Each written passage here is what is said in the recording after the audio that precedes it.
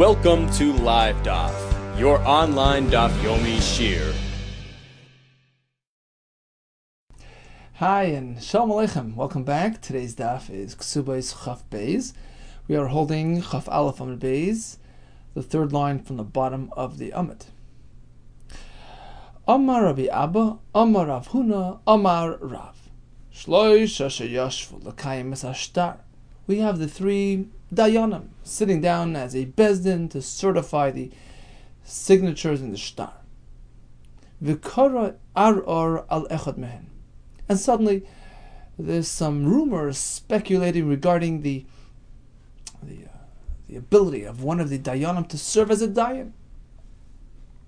There's some question as to his status, whether he's suitable to serve as a dayan.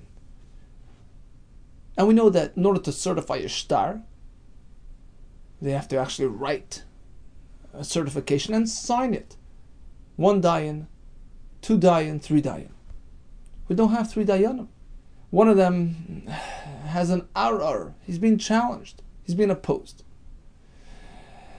So now, if it's still pre-signing the other 2 dayanim who are legitimate, upstanding dayanim, no question as to their status, if they have not yet signed they have not affixed their signature to the certification, then mi'idin olav v'choisem, they can testify on his behalf.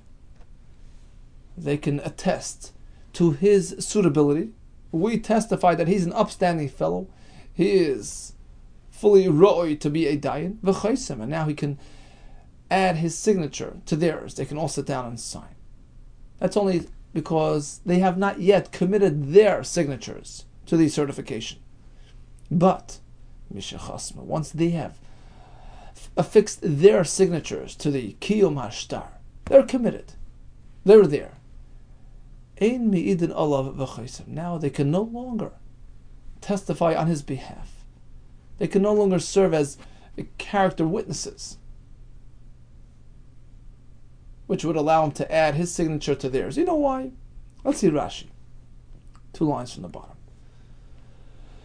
Misha chasmu, says Rashi, havalu noigen be'edus. They are neigea be'edus, which really means they have personal interest to have this fellow join them. Shegnai lahem. It's something unbecoming to them. It's degrading for them. Sheyashvu im pasal bedin, that they were sitting with somebody who was pasal in the same din, in the same bezdin. So in effect, they're defending their reputation, their honor, by testifying on his behalf. That's noigea be'edus. You're perhaps motivated by personal interest. You have an agenda here, and therefore you cannot be ne'eman at this point. So if it's still before they have committed their signatures, so now they're free to walk away. They have no reputation to defend. So when they speak about his suitability, they're ne'eman. We assume it's honest testimony. But once they were chaysim, now they have no choice. It's degrading. It's gnai that this fellow who's an apostle was part of their bezdin. So now they're sort of motivated by personal agenda to prop him up. And they're not ne'eman. Continues the Gemara. What happened here? In which way is his reputation being questioned?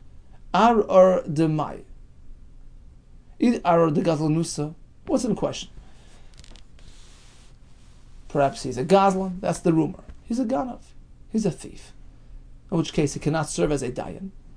And now these 2 dayanim, his colleagues, will attest to his suitability. He's not a gazlan. Well, that doesn't work. It's 2 against 2.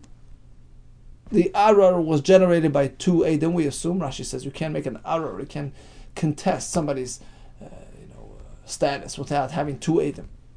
Presumably, 2 edim had come and told us this fellow's a gazlan. Now they get up and they offer conflicting testimony. It's 2 against 2. You're not going to gain much.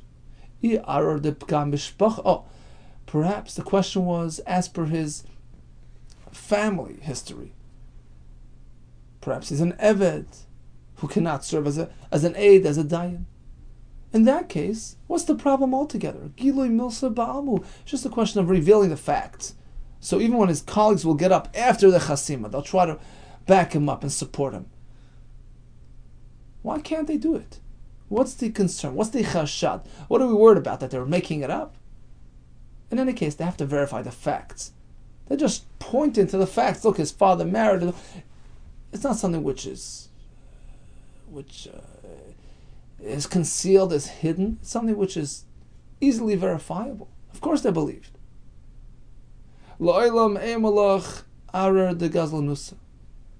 Certainly we're speaking about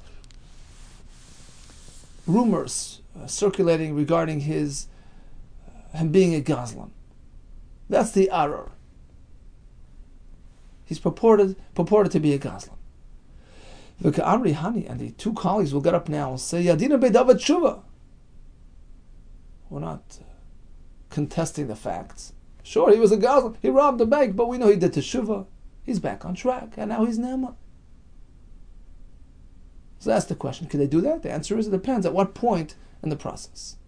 If they're Nageh Be'edus, no. Otherwise, they're Ne'eman. Amar Rav Zera Milsa, the following halacha. Rabbi Abba Shmieli, I heard from Rabbi Abba. If not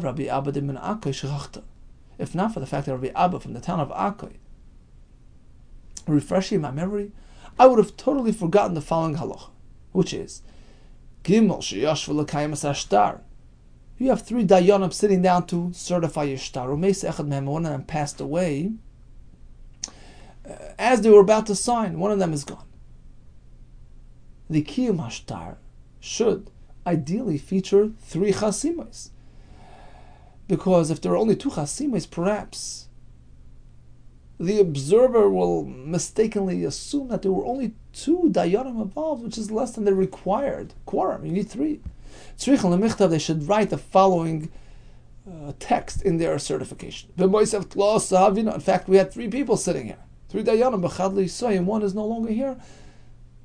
And this will clarify the situation.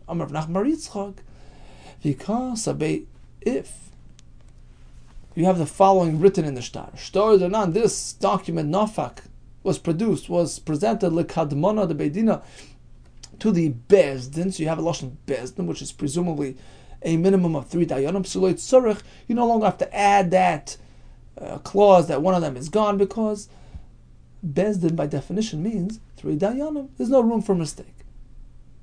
The kasha is v'duma Bezdin chotzefu. Perhaps, although it says Bezdin, the Bezdin can mean 2 dayanim, brazen dayanim, who conduct a din with just 2 dayanim. It's brazenness, but perhaps that's what they meant. A Bezdin of 2, which is less than the required amount, midrabanan, right? Shmuel tells us that after the fact, 2 dayanim who performed a din Torah, it's valid, minat Torah. Damar Shmuel, Shnaim Shedanu, 2 dayanim issued a verdict. The name din, it holds. Elisha Nikra Bezdin Chatza. We call it a Bezdin Chatza. So perhaps when the shtar has the word Bezdin, it means a 2 dayan Bezdin, which is less than the required midrabanan. Answer is the Chsiv Bei Beidina de Ravana Ashi. The Kiyum says as follows: the shtar was presented to the Bezdin of Rav Ashi. In that case, we know certainly he did it as required. According to specifications, 3 dayanim were involved. Why? Maybe the Rabbanan who learned in the base medrash of Rav Ashi, who happened to be the Rosh Hashiva in the town of Mata Machasya, which is Rav Nachman Yitzchak's town. That's why he refers to Rav Ashi. In any case, perhaps the Talmidim there, Kiddush Shmuel Svil, they were like Shmuel. But even 2 is enough. It says that the Ravana Ashi himself instructed us to do the kiyum, and certainly if he was involved, he did it properly with 3 dayanim. Continues the Mishnah. We're going to go back to the concept of Pesha Asar Pesha Hit. Ha'isha Sham. Isha gets up and declares. You should know, Isha Sa'ish, Ish Ha'isi, I was once married. Ugrusha Ani, I'm no longer married, I'm divorced. Ne'emenes, we take it as fact. Sha Pesha Asar, Hu Pesha Hit, the same mouth, the same person, the same expression, so to speak, that created the concern to begin with, that started the story. I wasn't Ish, concluded with telling us I'm no longer Eshes Ish. So either you believe all or nothing. But if you have Eidim that attest to the fact that she was once married, and today she claims, Grushani, I'm divorced, you can't believe it. Because here the Eidim initiated the story. It's not Pesha Asar. Another example is Halacha.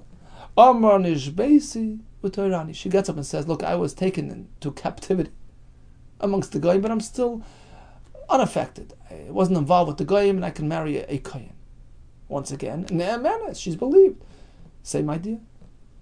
Sha'pesha Asar, Hu Pesha Hitter. She's the one who told us about the story to begin with, and she concluded with Tairani. Either believe all or nothing. But if you have Eidim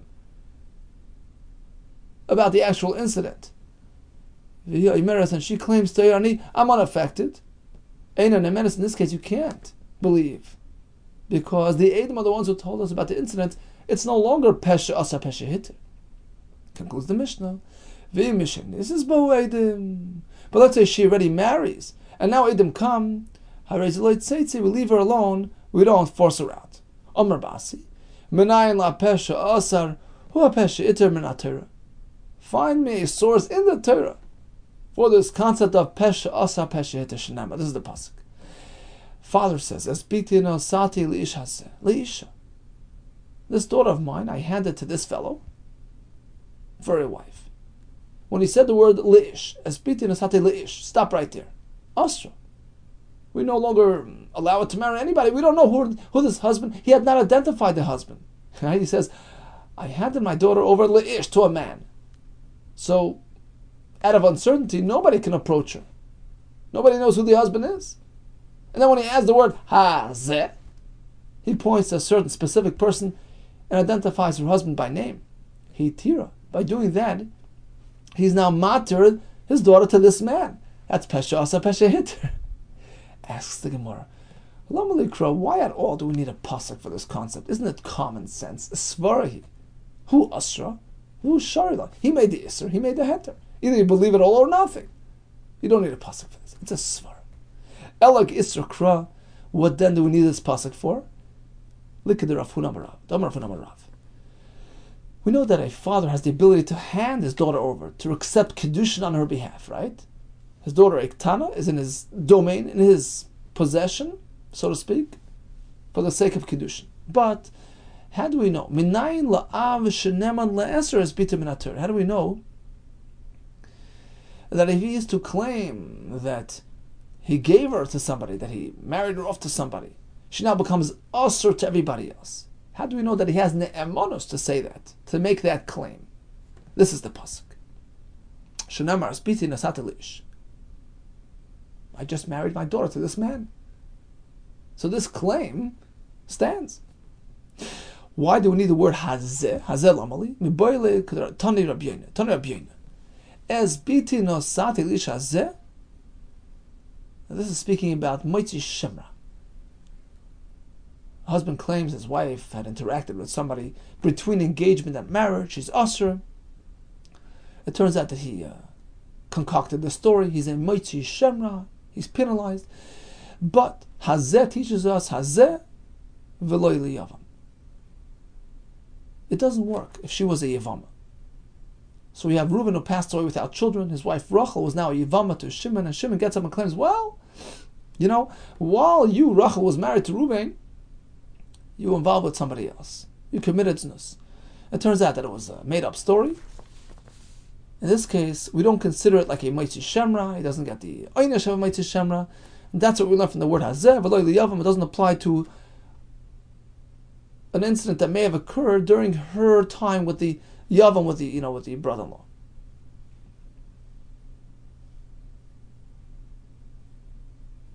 So the Yavam, who claims, the Yavam now is Shimon, he claimed that there was something wrong while she was married to Reuven, his brother. That doesn't count as a Matzah Shemra. Hazeh v'lo yavam, only her husband, but not a Yavam. He's not included in the parsha of Matzah Shemra. Tana Rabbana, we learned in the Bryce. Ha'isha she'amra ishis ish ani. An Isha gets up and claims, I'm a married woman. Everybody back off. I'm married. V'chazer v'amar pruyani. And then she turns around and backs off from her own claim. I'm unmarried. Suddenly, I'm unmarried. Ne'emenes, she's believed. Why? She considered herself something usher. By her own admission, she made herself usher as an Eshes Ish. You can't just go back on that. Amar Rava. Barav Huna Kigoin was speaking, for instance, Kigoin Shenosno Amasla Ledvareh. She added some alibi. She explained herself.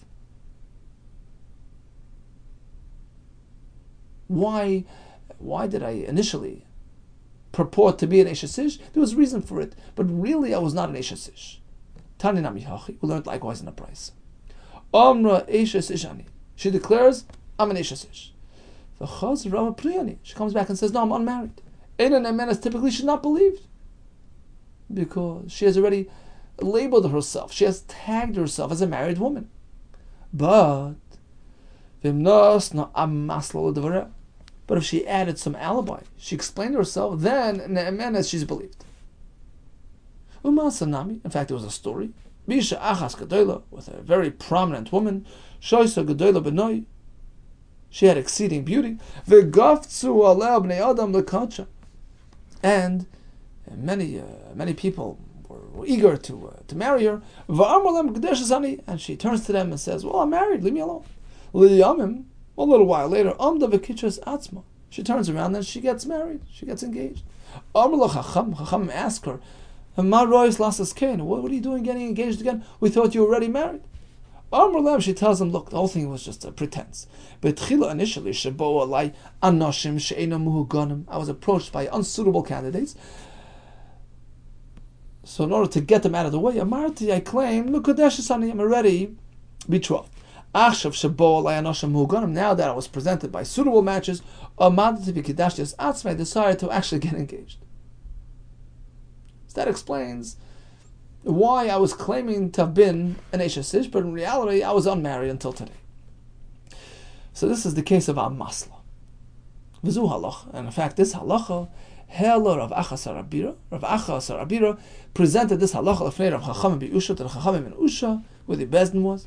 V'amru, and in fact they acknowledged the halacha that what? Im nosna Amasla L'Devareh Ne'emenes, if in fact she has a good story, a good explanation, a good alibi, she is believed. Boy, Shmuel asks Rav a similar shayla. Amra Tmiani, and Isha gets up and says, I'm Tamei, I'm Anida. She tells her husband, I'm Anida. She turns around a minute later, or tomorrow, and she says, look, I'm Tar. A minute ago you were Tamei, and suddenly you're Tar. Mahu, what is the halach in this case? Amarle Rav responds to Shmuel, Af Bezu, likewise in this case, if Nasma, Amasla, L'Devareh Ne'emenes. If she has a way of explaining her earlier claim, why in fact she claimed she was Tamei, there was some reason for it, but in reality, I know I'm Tar, then Ne'emenes. Tana Minei Abarim Zimnin, so Shmuel learned it from Rav over and over 40 times until he really absorbed it, internalized the halacha, but still he didn't rely on it personally. Even so, Avad Shmuel Uvda ben Avshei, when it came to his personal life, he did not rely on this halacha. Rashi 4 lines from the top says, Pam achas amar le ishtay kain. It so happened that in Shmuel's family, right, his wife told him, I'm Tamei. Taisus brings that, the Yerushalmi brings it in more detail, that he approached his wife and she said, no, Tmei ani. And next morning she said, I'm Tar, and he asked her, what's going on? How could it be? Yesterday you were Tamei, today you're Tar. She says, yesterday I wasn't up to it. So she gave a reason for it, but in reality I'm Tar. And Rashi continues, V'nasna masl v'areah, she explained herself, and still Shmuel did not accept it. Upire shimeno, he refused to interact with her, asher tov, until she was tevel. She was machmer himself. Continues the Gemara. Tana Rabbanan. So until now we discussed Pesha Asa, Pesha Hitter. We discussed the concept of making yourself Aser, Shavya Nafshach Aticha D'Yisura, unless you give a good reason and a masla to explain yourself. Now we're going to have various cases of conflicting accounts presented by two pairs of Eidim. Tana Rabban. Shnaim Oimrim Meis. So we have an Eshes Ish. Rachel married to Reuven. Two Eidim come forth. Reuven died. Ushnaim Oimrim Lo Meis. Two other Eidim come and oppose the story. They challenge the story. No, he didn't die. And she cannot remarry. Or Shnaim Omrim Niskash, two Eidim claim she got divorced. Ushnaim Omrim Lo Niskash, another two Eidim oppose their story. No, there was no divorce. So it's 2 against 2, stalemate. Harizilo Tinase, she can't remarry until we verify the facts. But if she remarries, we just leave it as is. We don't force her out. That's the Tanakama. Rabbi Menachem Rabbi Yossi Omer, he disagrees. He says Teitze, even if she already remarries, you force her to separate.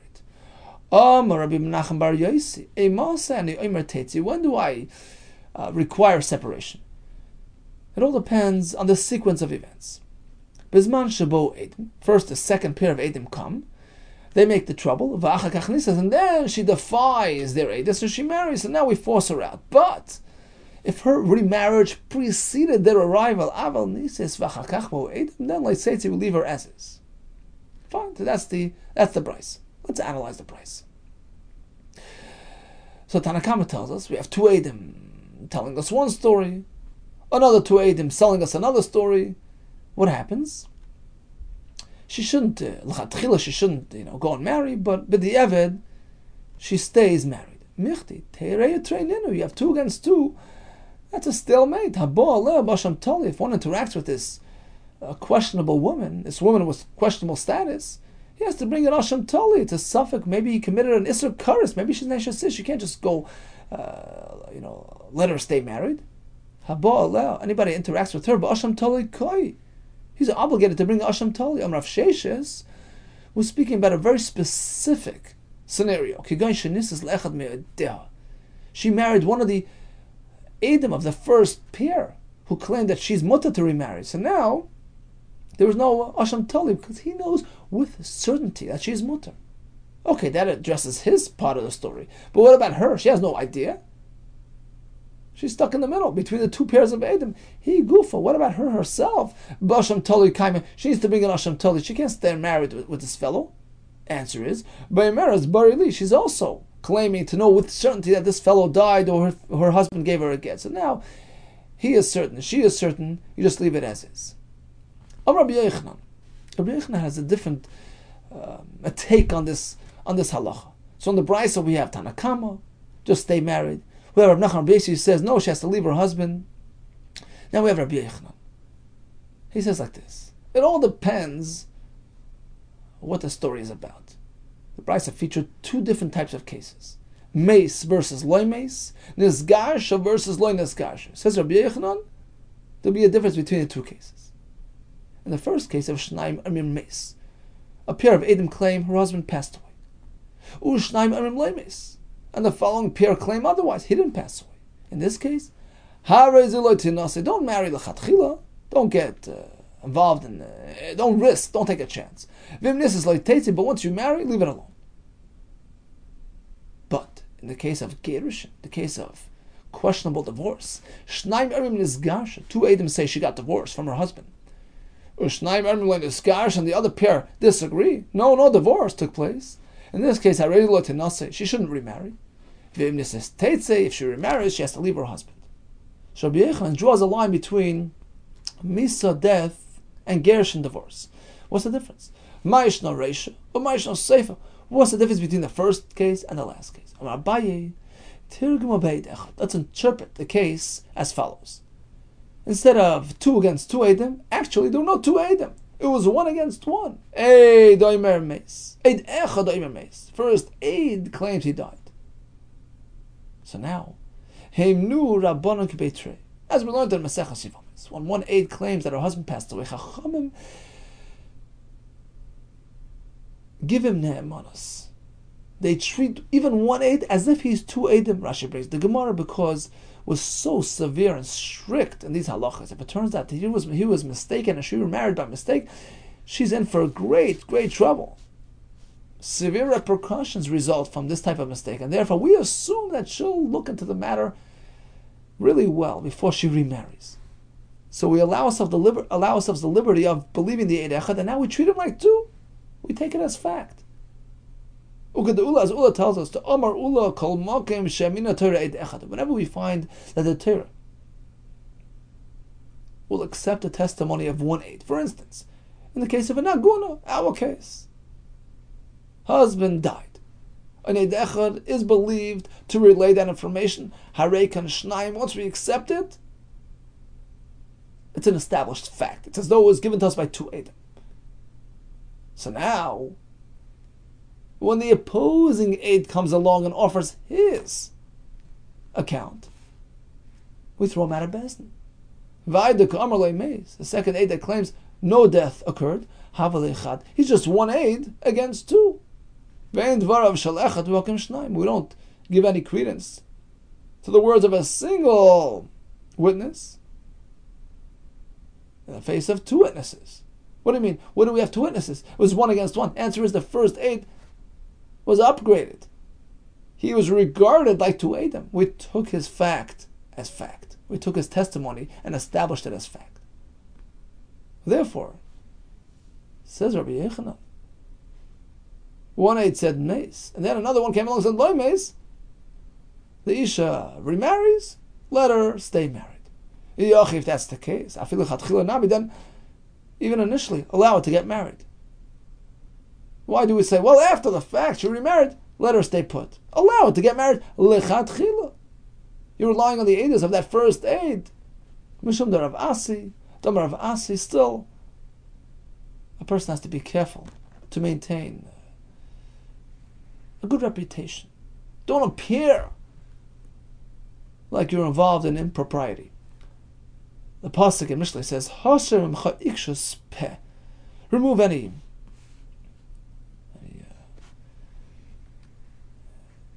impression, anything that would generate,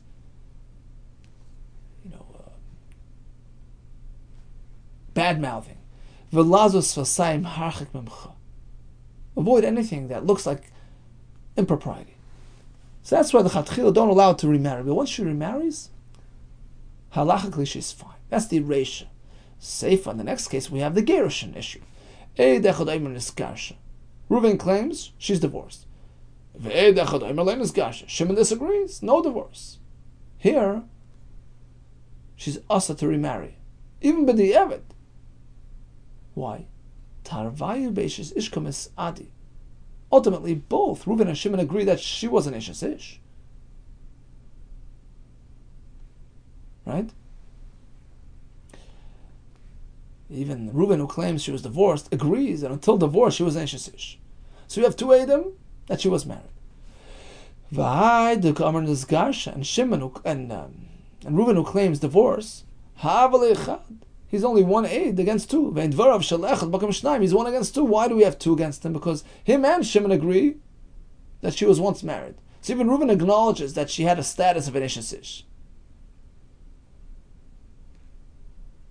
So it's two that she's an Ishes Ish. How many claim that she was divorced? Only one. One Eid is not Neman to undo the status of an Ishes Ish. And therefore, in this case, she's also to remarry. In contrast to the previous case of the Misa, we take exception when it comes to Naguna, when it comes to speaking about her husband's death. That's a totally different parsha. We discussed that in Yevamos, and there, even one Eid is Neman. So bottom line is, we're going back to Rabbi Yehuda, who made a distinction between whether the conflicting accounts pertain to Misa or pertain to Gerushin. And Abaye explained to us, we're speaking about it's really one against one. By Misa it works, by Gerushin not. We're going to have two more ways to explain Rabbi Yehuda's distinction. We have Rava and we have Rav Asi. Rava Amar, Loyam Trei Treinino. No, we were speaking about two against two. Forget about one against one. Two against two. So when it's two who claim died, two claim didn't die, she's mutter to remarry. But when it's pertaining to divorce, she's asr. Why? What's the difference? The answer is, V'ra Rabbi Yechanan dvarav shel Rabbi Nachman Rabbi Yosi begerishin. Rabbi Yechanan supported. He agreed with the Shita of Rabbi Nachman Rabbi Yosi, featured in the Brisa before, who considered the Isha asa to remarry. He followed Rabbi Nachman's Shita pertaining to the gerushin, the divorce, the question of divorce. When it came to the question of did her husband die or not, There he did not agree with Rabbi Nachman Rabbi Yossi. Over there he was mater the ish, he allowed her to remarry. Of course, again, not l'chatchila, but after the fact, if she remarries, she stays put. Why this difference? When the conflict pertains to Misa, she's okay. When it pertains to whether or not she was divorced, it's no good. My time, why? Answer is, Misa eino yechola makchashasai. If the claim is that he passed away, then he walks through the door. She can't deny the fact. Her husband is alive and well. So in this case, you can be rest assured that she's petrified. She's shaking. She's trembling. She wouldn't proceed if she wasn't 100% certain that he died. So that added element of fear, so to speak, allows us to rely on the Eidim who claim that he died. And therefore she's mutter. As opposed to divorce, Gerushin, she can just deny the facts to his face. Let's say he walks through the door and he says, what are you talking about? I divorced you? You're my wife. I never gave you a get. She can just get up and say, yeah, you did. So there isn't that element of fear. And therefore, we never know. We'll never know what happened. We don't have that added, element to support the story. And therefore, we just back off. Stalemate, 2 against 2. She's not mutter to remarry. As opposed to me, so we have more reason to believe that in fact it took place. Because the fact that she's going along with it allows us to assume it as fact. As opposed to Gerushin, where she has the ability to just confront him and deny it. So therefore, you'll never know if it really happened. Really? By Gerushin, an Isha has that brazenness to this extent that she's even willing to confront her husband and claim that he divorced her when it wasn't really so?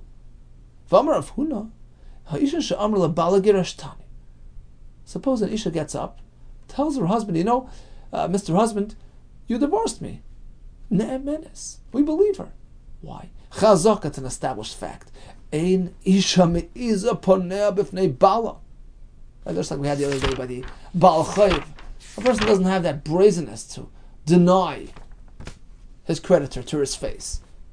If he's really her husband, she would never, she can't face him and to his face claim that he divorced her. She doesn't have the brazenness to do this in front of her husband. If that's the case, then we have this element of discomfort and fear pertaining to Gerushin as well. The fact that she's supporting the claim of the Aiden that she was divorced lends credibility. She wouldn't do it otherwise. She wouldn't do it if it wasn't true. She wouldn't be able to stand up in front of her husband and claim he divorced her. So there's that element of fear if it wasn't true. So why can't you believe them? When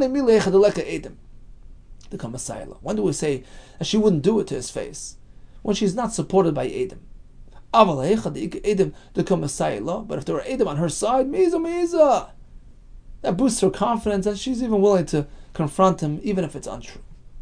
And that's why we're lacking that element of fear, and therefore we can't go with it.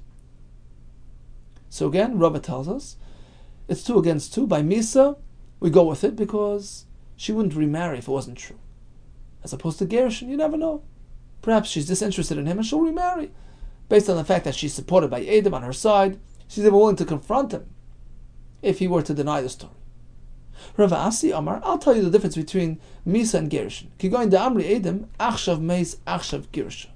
We're speaking that the Edom are claiming he died today. Or in the case of divorce, he divorced today. And that's the difference between one and the other. Because by Misa, like a levura, when it's a claim of death, you can't verify. Maybe they're claiming that he drowned, that he was involved in some mishap out of town. There's no way to verify. So, in that case, we have no reason to question the story. As opposed to Gerushin, divorce, you can easily verify it. Damrila, we tell the Isha, look, if it's true, where's the get? If indeed This incident took place. You were divorced today. Ach, silon gitach, produce the get. You don't lose it within the last half hour. Show the get. Pull it out of the garbage bag. So, the fact that she cannot produce that star allows us to question the story, and therefore she cannot remarry. Okay, let's just recap the whole Amid Gemara, starting from the Bryce all the way through Rabbi Yehuda and the three Pshat. So we started with the Tanu Rabbanan, 2 against 2. He died, he didn't die. He divorced her, he didn't divorce her. Tanakama says the Chatchila don't marry, but the Eved, it's mutter. We're speaking that she knows for a fact it happened. She's marrying one of the Eidim, so she stays put. Rabbi Nachman basically says, look, if the Eidim came and then she remarried, send her out. Rabbi Yehuda says, look, it all depends. In the case of Misa, she's okay. In the case of Gershon, not. Why? We have Abaye, Rava, and Ravasi. Abaye says, actually, we're not speaking about 2 and 2. We're speaking about 1 aid against the other 8. So by Misa, we believe the aid like 2. He says the Aguna's husband died. His aidus is valued. It carries weight as though it's 2 aidim, and that's it. The other 8 can no longer oppose that. So she's good to go. As opposed to Gerushin, there it's flipped around. Both Eidim, Reuven and Shimon, both acknowledge she was once married. So we have 2 Eidim, she was Neshasish. Now, only one of these Eidim are claiming that she was divorced. It's 1 against 2, so to speak. And she's Asr. According to Rava, no, we're speaking about that there were 2 against 2. By Misa, she's fearful. She wouldn't just go remarry, if not for the fact that she personally verified the facts. For all you know, her husband walks through the door tomorrow. She'll never allow herself into that situation. So we know for a fact it happened. She's good to go. But by Gershon, especially when there are Eidim on her side, she has no fear. Even if her husband shows up and disclaims her claim, she'll maintain her claim and claim she was divorced. There's no fear element, and therefore we don't know what to do. We make her us. Ravasi learns was speaking that they claim it occurred today. Misa, there's no way to verify. As opposed to Gershon, produced a star. If it happened today, where's your star? The fact that you cannot produce your star generates a shaila, question regarding the story, and we cannot allow you to remarry. Okay, let's do a brief chazar of today's daf, from the beginning till the end. How many dayanim are required for kiyum shtaros? We need 3 dayanim. Suppose one of the dayanim is being challenged. There's an arer as far as his status, perhaps a gazlan, and the other 2 dayanim, his colleagues, want to support this fellow and set him straight. So can they do that? Can they serve as character witnesses to restore his reputation, his name, his status? Well, it depends at what point. Before they sign, go ahead. But once they sign, now they're sort of defending their honor for having sat with this fellow. They have to justify their association with him, and therefore they're negeh be'edus. They cannot be believed, even if they claim, well, you say he was a gazlan, we know that he did teshuvah. At this point, they're negeh be'edus, and they can't be believed. Let's say one of the dayanim passes away before they got a chance to sign. They have to add the following words: we sat as 3 together, and 1 passed away. This is what we know. There were 3 dayanim involved. Or if they say, this was done through a bezdin by Rav Ashi's instructions, there as well we know it was done properly. Pesha osa, pesha hitter is in fact a svara. A father is neman to make his daughter aser by claiming I married her off. We learn it from the pasuk as bisi nasate lish. The word hazet teaches us that moitzi shemer does not apply to a yava. And the isha claims I'm married. A minute later she turns around, I'm unmarried. Or she says I'm tummy, and then she says I'm tar. If she provides an amasla, an alibi, she's believed. Shmuel was machmer in the case of the nida. And we ended with the halacha of conflicting accounts: meis, loy meis, nishgarsha, loy nishgarsha. We have Tanakama, we have Nachman Rabbi Yosi, we have Rabbi Yechanan's distinctions, and the three ways to understand Rabbi Yechanan's distinction. Have much atzlacha and b'suras teves.